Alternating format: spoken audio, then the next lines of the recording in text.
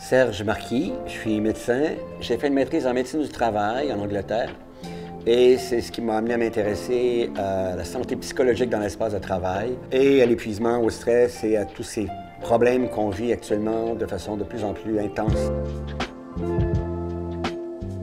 Super important. Puis l'ego, c'est pas quelque chose... L'ego, socialement, présentement, on a tendance à démoniser l'ego. Ah, il y a un gros ego, elle a un gros ego. Mais non, l'ego, c'est le résultat d'un processus neurologique qui fabrique des identités. On s'identifie à toutes sortes de choses. On s'identifie, entre autres, à un métier qu'on exerce. On devient son métier.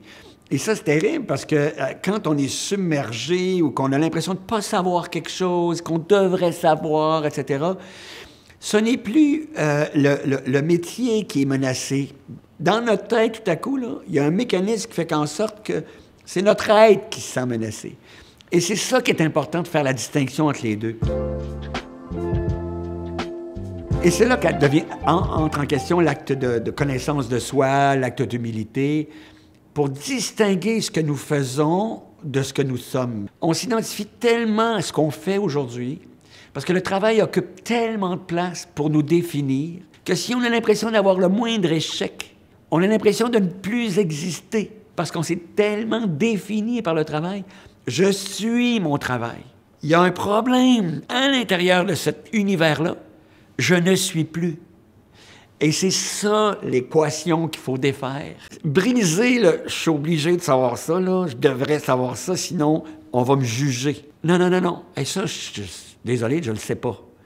Mais je veux le savoir, là. Ah, je renforce les capacités. Ça ne change rien à mon être. Nous ne sommes pas ce que nous faisons. Que sommes-nous? Nous sommes ce qui, en nous, ne vieillit jamais. Phrase de Marie de Hennezel, grande psychologue française qui a travaillé dans les unités de soins palliatifs. Et qu'est-ce qui, en nous, ne vieillit jamais? La capacité d'être présent ou présente, qui est connectée avec la capacité de créer. Alors que je peux changer de métier souvent. Je ne cesse pas d'exister parce que j'ai changé de métier. Je peux reconnecter tout le temps ma capacité de créer. Mais ça, c'est un jeu d'attention. Est-ce que l'attention est happée par la peur qu'on me juge au niveau de ce que je fais, de perdre ça, cette identité-là, ou si mon attention est connectée sur ce qui en moi ne vieillit jamais? Je peux arriver à le faire, comme développer ce réflexe-là, ou ramène ton attention ici, là, sur ta capacité de créer, sur ta capacité d'apprendre, sur ta capacité d'être présent, présente. Et là, je suis solide, là. Là, je suis dans mes racines, je suis dans mes forces, là. Je suis en ce qui en moi ne vieillit jamais. Et je peux toujours y revenir. Et c'est ça qui est important, d'avoir à l'esprit. Il faut s'entraîner pour le faire, il faut s'arrêter pour le faire. Moi, le soir, parfois même avant de dormir, là, si j'ai eu toutes sortes de choses en journée, là, je m'arrête, là, puis je me demande, là, et ça, c'est un truc, c'est un outil.